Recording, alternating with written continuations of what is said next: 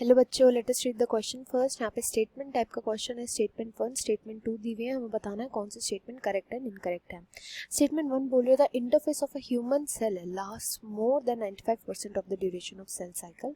Statement 2 में बोला गया in telophase chromosomes reach their respective poles and thereby lose their individuality. तो यहाँ पर जो की कंसेप्ट्स यूज करेंगे वो होगा इंटरफेस का and telophase. Interphase and telophase. सबसे पहले स्टेटमेंट 1 को देखते हैं, उसके बेसिस पे इन टॉपिक्स को भी समझेंगे। इंटरफेस के बारे में बोला गया है कि इंटरफेस जो होता है सेल साइकिल का, अगर हम टोटल ड्यूरेशन ले उसमें से 95% टाइम तो केवल इंटरफेस में रहती है जो ह्यूमन सेल होती है। तो ये जो है ये करेक्ट स्टेटमेंट है। इंटरफेस जो होता है इसमें सेल खुद को प्रिपेयर करती है सेल डिवीजन के लिए। सेल जो है वो खुद को प्रिपेयर करती है फॉर सेल डिवीजन। इसके लिए क्या करती है, वो देखती है कि क्या सब चीज़ें उसके पास प्रेजेंट है।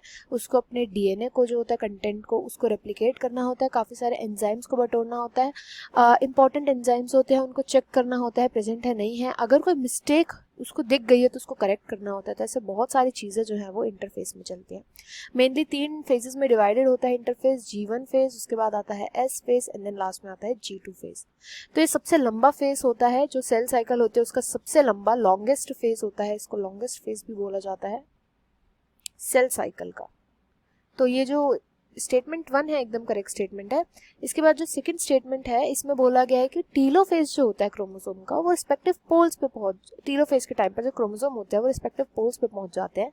इस वजह से उनकी इंडिविजुअलिटी लूज कर जाती है।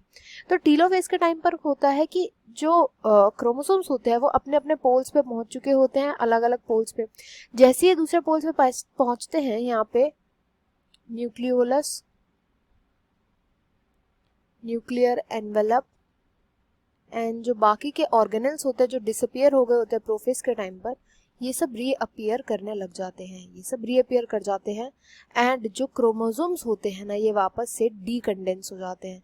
डीकंडेंस होने की वजह से हमें अलग अलग जो क्रोमोसोम्स पहले जैसे दिख रहे थे वैसे नहीं दिख पाते हैं, इसलिए इनकी इंडिविजुअलिटी जो होती है वो लूज कर जाती है।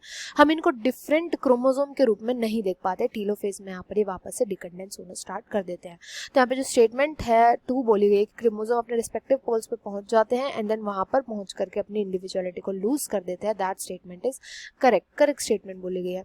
अब यहाँ पे जो स्टेटमेंट 1, 2 है दोनों ही करेक्ट थी, तो यहाँ पे option 1 will be the right answer. I hope you understood well. Best of luck and thank you.